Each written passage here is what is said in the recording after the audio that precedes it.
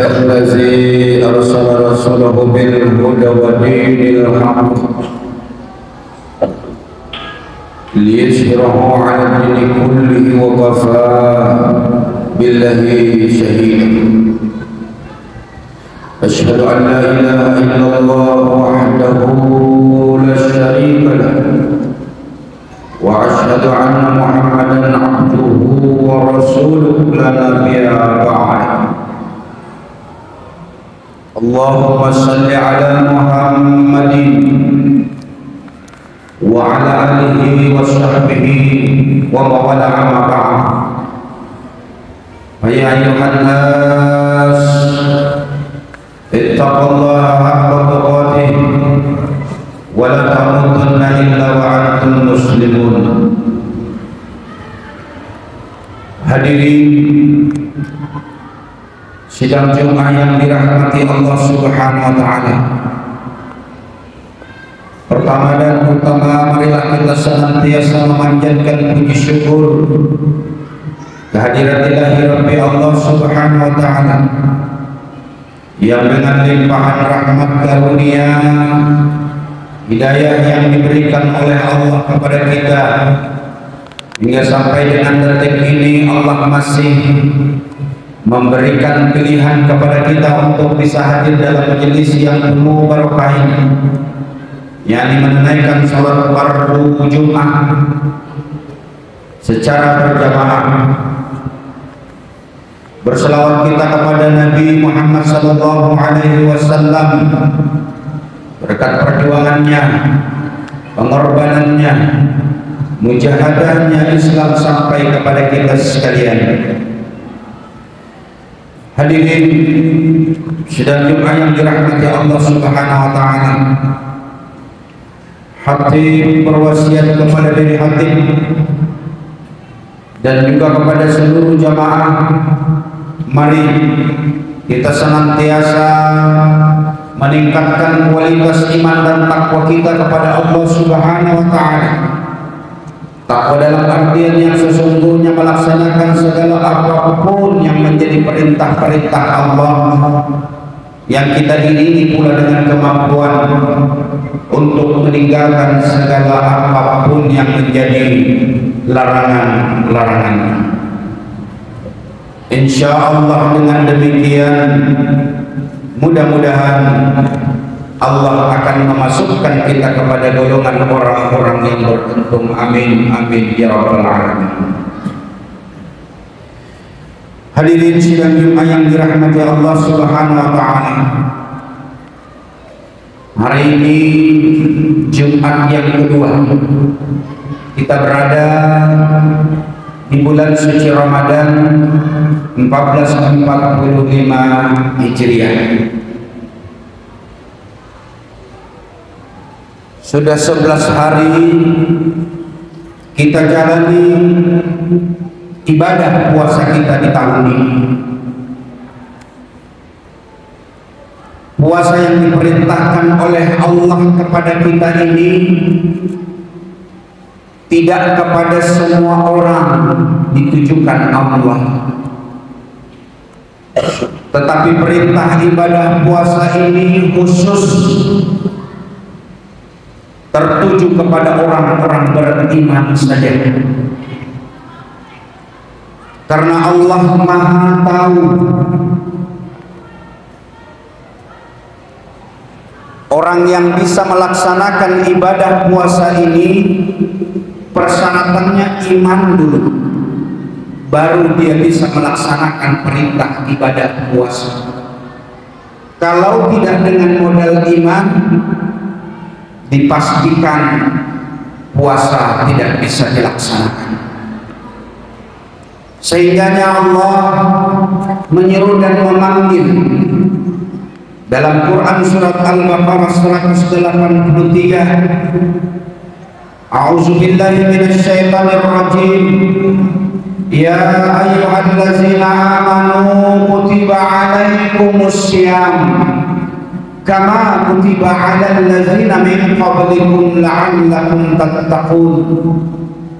Seruan Allah ini ditujukan kepada orang-orang beriman saja, Ya ayyuhallazina amanu, wahai orang-orang beriman, kata Allah, diwajibkan atas kalian untuk berpuasa sebagaimana diwajibkan orang-orang sebelummu, la'allakum tattaqun, agar kalian bertakwa kepada Allah Subhanahu wa taala.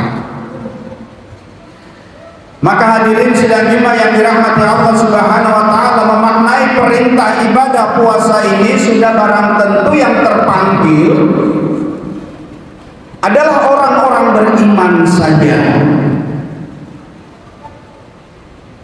Kalau tidak merasakan ada iman di dalam dirinya, maka sulit untuk bisa melaksanakan perintah ini. Puasa diperintahkan kepada orang-orang beriman karena memang tidak mudah tidak melaksanakan ibadah puasa ini. Karena perintah ibadah puasa tidak hanya untuk kita menahan haus dari minum, menahan lapar dari makan, tetapi seluruh apapun yang menjadi ketentuan syariat yang dapat membatalkannya, itu yang mesti harus ditahan. Kalau hanya sekedar ukuran makan dan minum, anak-anak kecil pun juga mampu dan bisa untuk kita latih agar mereka menahan diri untuk tidak bisa makan dan tidak minum. Tapi ibadah puasa memberikan perintah yang tidak hanya makan dan minum untuk ditahan, tetapi segala sesuatu yang dapat membatalkannya. Apa itu? Mengekang hawa nafsu, menahan emosi, diajarkan tentang kejujuran, kesabaran, keikhlasan. Maka semua perintah kebaikan-kebaikan itu terkandung di dalam proses pelaksanaan ibadah puasa. Untuk itu, hadirin sidang Jumat yang dirahmati Allah Subhanahu wa taala, orang-orang yang bisa melaksanakan ibadah puasa ini adalah karena terpanggil bahwa dialah yang beriman. Allah tidak perintahkan kepada seluruh manusia untuk menunaikan yang namanya ibadah puasa, karena Allah tahu dan maha tahu kalau tidak dengan modal iman sulit untuk melaksanakan yang namanya perintah ibadah puasa. Ibadah puasa ini ibadah yang teristimewa, di mana pelaksanaan ibadah puasa ini tidak bisa kita pamer-pamerkan, tidak bisa kita perlihatkan kepada orang lain. Maka ketika Ramadan dilipat gandakan seluruh amal-amal ibadah kita oleh Allah Subhanahu wa taala, yang dihitung oleh Allah. Ibadah sholat dimisalkan kita mengerjakan hukum sunnah, maka itu sama hitungannya wajib di luar bulan Ramadan. Dijanjikan oleh Allah melalui keutamaan-keutamaan Ramadan, dilipat gandakan amal-amal ibadah kita ketika kita melaksanakan dan menunaikan segala apa yang diperintahkan oleh Allah. Selain kita melaksanakan ibadah puasa, kita lengkapi dengan amaliyah-amaliyah yang lain. Infak dan sedekah kita latih, jujur dan kesabaran kita jaga, keikhlasan apatah lagi yang memang diajarkan di dalam berpuasa ini jangan sampai merusak atau bisa membatalkan ibadah puasa. Maka keistimewaan di ibadah puasa ini, kalau ibadah-ibadah yang lain akan terhitung dan ternilai berapa pahala yang diberikan oleh Allah, tetapi khusus puasa kata Allah, biar aku yang memberikan penilaiannya. Untuk itu hadirin sidang Jumat yang dirahmati Allah Subhanahu wa taala, Ramadan ini adalah investasi yang begitu besar bagi kita umat Islam. Dia mengajarkan kebaikan-kebaikan yang terkumpul di dalamnya. Maka suasana berislam bisa kita rasakan pada saat Ramadan seperti ini. Energi Ramadan yang secara otomatis memberikan kekuatan lahir dan batin bagi yang beriman untuk dia bisa menunaikan dan melaksanakan apa yang menjadi perintah-perintah Allah tergambar di dalam suasana Ramadan seperti ini. Maka investasi terbaik dan terbesar kita adalah di dalam bulan Ramadan seperti ini. Hadirin sidang Jumat yang dirahmati Allah Subhanahu wa taala. Dalam satu kisah yang diriwayatkan oleh salah satu sahabat Nabi Muhammad sallallahu alaihi wasallam, sahabat yang bernama Abu Talha bin Ubaidillah, bermimpi satu ketika yang menceritakan tentang dua pemuda masuk ke dalam agama Islam, yang ketika keduanya masuk ke dalam Islam lalu kemudian dia taat kepada Allah Subhanahu wa taala. Cuma yang membedakan di antara kedua ini, yang pertama alim sekali, taatnya nampak dan luar biasa, bahkan akhir hidupnya mati dalam keadaan syahid. Pemuda yang kedua biasa-biasa saja, tidak ada yang istimewa, taat dia kepada Allah tapi tidak nampak sebagaimana seperti pemuda yang pertama. Dalam mimpi sahabat Talha bin Ubaidillah ini menceritakan yang ketika pemuda pertama wafat, lalu kemudian setahun berikutnya yang pemuda kedua menyusul wafat pula.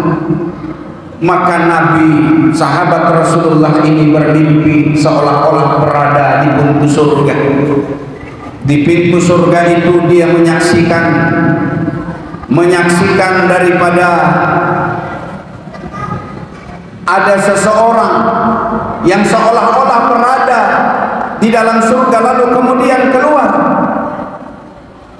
Kemudian apa yang dilakukan seseorang yang berada di dalam surga ini? Dia memanggil pemuda yang kedua untuk masuk ke dalam surga. Bukan yang pertama. Jadi pemuda yang kedua yang biasa-biasa aja amalannya, lalu itulah yang dalam mimpi ini diceritakan dipanggil lebih dulu untuk masuk ke dalam surga, lalu kemudian menyusul yang pertama. Diceritakanlah oleh sahabat ini dan akhirnya terdengar oleh Rasulullah. Maka Rasulullah kemudian menjawab, kenapa sahabat yang pertama alim, taat, itu justru yang lebih belakangan dipanggil masuk ke dalam surga? Sementara hadirin sidang Jumat yang dirahmati Allah Subhanahu wa taala, yang biasa-biasa saja itu yang lebih dahulu. Lalu kemudian Rasulullah menjelaskan, ternyata yang menyebabkan yang kedua lebih dahulu masuk surga ada jeda waktu wafatnya, yaitu kurang lebih jarak 1 tahun. Jarak 1 tahun inilah yang kemudian Rasulullah jelaskan bahwa ketika wafat yang pertama alimnya begitu kuat, kemudian yang kedua biasa-biasa saja, tapi yang membedakannya adalah ada jeda waktu 1 tahun. Wafat yang syahid tadi duluan, lalu kemudian yang kedua setahun berikutnya. Maka kata Rasulullah, usia dan jarak jeda waktu 1 tahun itulah yang menyebabkan pemuda kedua yang biasa-biasa ibadahnya lebih dahulu dimasukkan oleh Allah ke dalam surganya. Bukankah pemuda yang kedua ini ada jeda waktu 1 tahun, bahkan kemudian dia bertemu dengan Ramadan, kata Rasulullah. Di dalam bulan Ramadan itulah dia manfaatkan untuk melakukan amal-amal ibadah kepada Allah Subhanahu wa taala. Maka ini ibrah, pelajaran buat kita yang hari ini masih bisa bersama dengan Ramadan. Manfaatkan semaksimal mungkin. Kita tidak pernah tahu apakah bulan Ramadan tahun depan kita masih bisa bersama, tentu tidak ada jaminan. Banyak saudara kita, tetangga kita, teman kita, sahabat kita, rekan kerja kita, bahkan keluarga terdekat kita, istri, suami, bapak, ibu, ayah, mertua, menantu, yang boleh jadi di tahun kemarin masih bisa bersama Ramadan, tetapi tahun ini sudah tidak bisa lagi bersama Ramadan kali ini. Dia lebih dulu dipanggil oleh Allah Subhanahu wa Ta'ala. Maka ini yang menjadi renungan kita bersama. Kalau boleh jadi Ramadan yang akan datang kita tidak bisa lagi bersama. Kullun nafsin za'iqatul maut, kata Allah, setiap yang bernyawa pasti akan mati. Untuk itu maksimalkan keberadaan Ramadan ini untuk kita mengambil kebaikan-kebaikan, untuk mengumpulkan sebanyak-banyaknya amal ibadah kita kepada Allah Subhanahu wa Ta'ala, yang mudah-mudahan dari apa yang diceritakan dua pemuda ini untuk kita mengambil pelajaran. Usia yang panjang adalah bagus, tetapi ketika usia panjang itu kita manfaatkan untuk taat kepada Allah Subhanahu wa Ta'ala. Tetapi ketika Allah memberikan usia yang panjang tapi semakin banyak maksiat dan dosa kita kepada Allah Subhanahu wa Ta'ala, summa na'udzubillah, inilah umur yang tidak berkah diberikan oleh Allah Subhanahu wa Ta'ala. Munajat kita kepada Allah Subhanahu wa Ta'ala diberikan umur yang panjang, tapi kemudian umur yang panjang itu diberikan keberkahan. Keberkahan inilah yang kita minta. Kita munajatkan kepada Allah Subhanahu wa Ta'ala agar kita menjadi orang-orang yang bermanfaat bagi diri kita, keluarga kita, dan orang lain, terlebih-lebih menjadi taat kepada Allah Subhanahu wa Ta'ala. Dihantarkanlah kita melalui Ramadan sebulan penuh untuk kita melakukan kebaikan-kebaikan yang mudah-mudahan dengan Ramadan dan amal-amal ibadah yang telah kita lakukan di dalam bulan Ramadan ini menghantarkan diri kita menjadi hamba-hamba yang la'allakum tattaqun. Barakallahu lakum fil Qur'anil azim. Innahu